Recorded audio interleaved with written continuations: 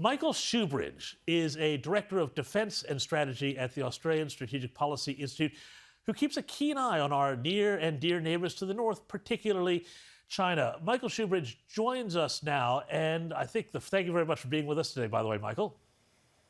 Great to talk to you, James.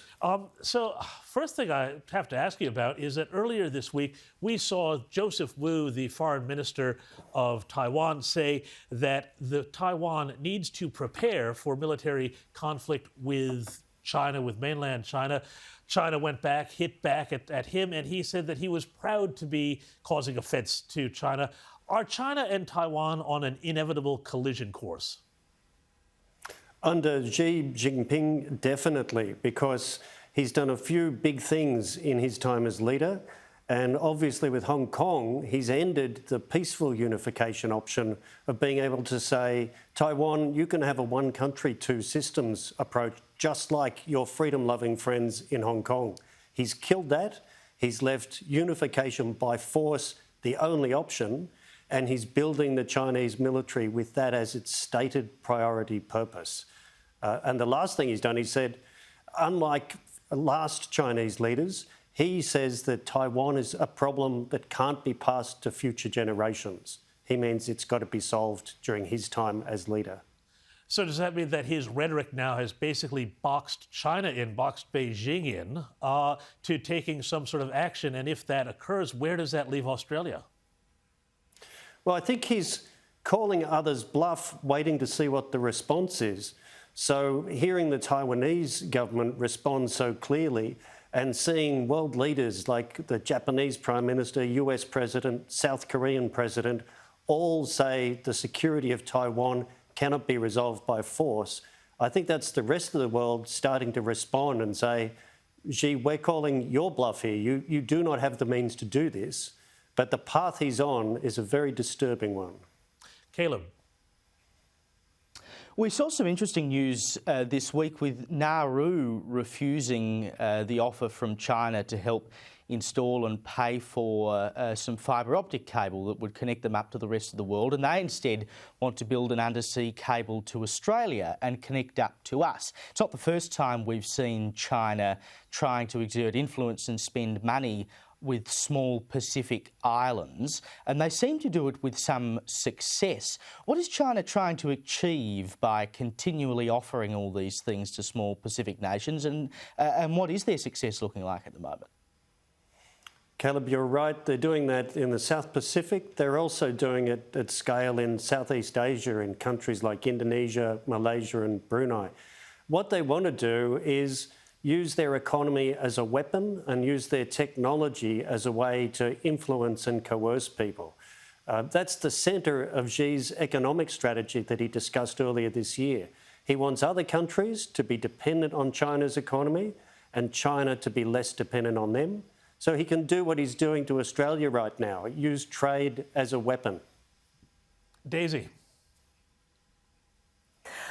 Look, there's a saying that goes, peace and prosperity is not actually the default state of humanity generally. And this last sort of, 75 years of unprecedented peace and prosperity is actually unusual for human beings. And I speculate with my friends that this could be the most dangerous time that we have been living through for the past 75 years in terms of these tensions with China. Do you think that's true, or is that an overblown anxiety?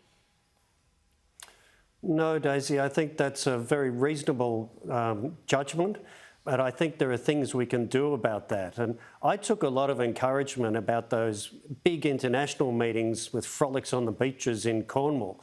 That was a whole bunch of powerful countries representing 2.4 billion of the world's 7.8 billion population and 60% of the world's economy coming together to say, no, solving problems by force and dictating the terms that everyone else has to live by is not how we want the world to run. And it's that counterbalance that's emerging because of China's aggression that is the most encouraging thing, which is the way to avoid conflict. You mentioned the G7, Michael, and I think that's an excellent point. But I just have to ask you this, though. At the G7, they did talk an awful lot about climate politics. There was an interesting analysis in The Australian the other day, I believe, by Greg Sheridan, where he suggested that the West's attempts to go to net zero and cut their emissions while China wasn't doing so was essentially seeing China being the ultimate winner of our own climate policies and our own climate politics, allowing them to jump ahead. Do you think that's an accurate assessment? Is China playing us off a break on climate?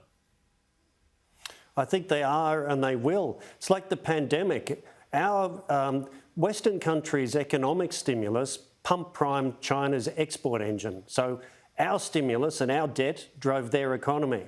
When it comes to climate change, China has no intention of helping save the world. It sees climate change technology as another source of economic power, and it's very happy to continue to build at scale coal-fired power stations in the rest of the world.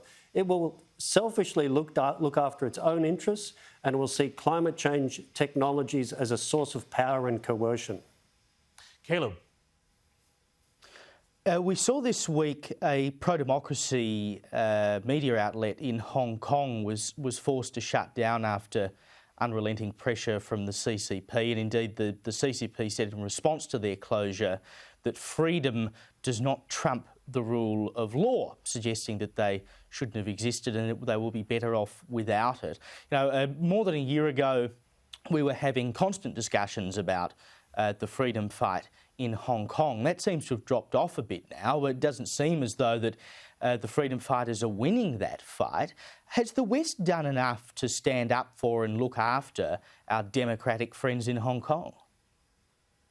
No, and that includes Australia, unfortunately. We really, maybe we've missed the boat here, but we really needed to open up a path to citizenship for a whole lot of people to flee Hong Kong who wanted to live the kind of life that they just can't under Beijing's control. And that's true for a lot of other countries' policies too. The UK did the best job, but we all have not done enough. This is a problem that's going to go on and on, with China getting increasingly confident in using its system of law to detain and imprison people arbitrarily. Michael Shoebridge, we're going to have to end it there. Thank you so much. And I've always said that the loss of Hong Kong is a loss for the entire world that makes all of our worlds smaller. Michael Shoebridge, thank you so much for joining us this week. Thanks, James.